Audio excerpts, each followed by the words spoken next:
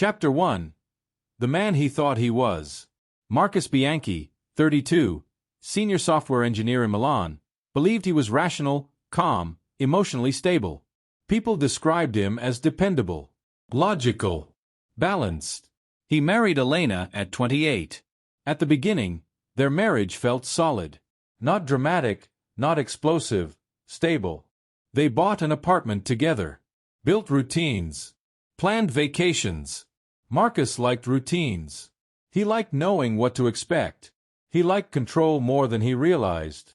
Chapter 2. The First Friction. Elena was expressive, emotional. She spoke when she was hurt. She cried when she felt unheard. She wanted conversations. Marcus preferred silence. When conflicts appeared, he withdrew. "Can we talk about what happened?" Elena would ask. "There's nothing to talk about," Marcus would reply, already mentally elsewhere. He told himself he was being mature, avoiding drama. But in reality, he was avoiding vulnerability. He started noticing something uncomfortable. When Elena expressed pain, he felt annoyed instead of concerned. And that realization disturbed him. Chapter 3. The Mirror He Avoided. One evening, after a small argument about dinner plans, Elena said something that stayed with him. "You don't fight, Marcus. You disappear." He didn't respond. But later that night, lying awake, he replayed it. "I disappear."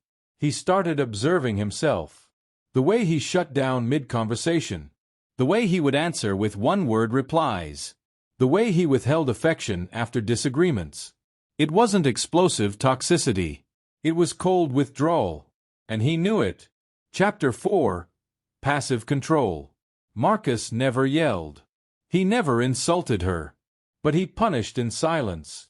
If Elena upset him, he would become distant for days. No eye contact. Minimal conversation. No touch. He told himself, "I just need space." But deep down he understood. It wasn't space. It was control. If she felt anxious when he withdrew, that meant he still had power. That thought scared him, because it felt true. Chapter 5. Her Breaking Point. Elena began trying harder. She planned dinners, suggested therapy, wrote him a letter once. "I feel alone even when you're here," she wrote. Marcus read it carefully. He didn't feel anger. He felt emptiness. Something inside him had started shutting down. Not just toward her, toward everything. Work felt mechanical. Conversations felt exhausting. Affection felt unnecessary. He wasn't angry anymore. He was indifferent. Chapter 6. The Cold Realization. One night, during another calm but heavy conversation, Elena asked, "Do you still love me?" Marcus paused. Not because he was thinking, but because he genuinely didn't know. That scared him more than anything. He realized something brutal. He hadn't been protecting himself from Elena. He had been protecting himself from intimacy, from needing someone, from being seen. His silence wasn't strength. It was fear disguised as control. And now it was too late. Chapter 7. The Emotional Distance. They stopped arguing. But not because things improved. They stopped trying.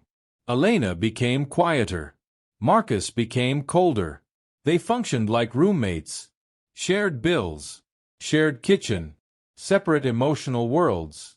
Sometimes he would watch her move around the apartment and feel nothing. No resentment. No warmth. Just distance. He had become exactly what he once feared in others. Emotionally unavailable. Chapter 8. The Final Conversation. It happened on a Sunday evening. No drama. No shouting. Just exhaustion. "I can't live like this anymore," Elena said softly. Marcus looked at her. And for the first time, he didn't feel defensive. He felt clear. "I know," he replied. No tears. No raised voices. Just truth. They talked about separation like adults negotiating logistics. Who keeps the apartment?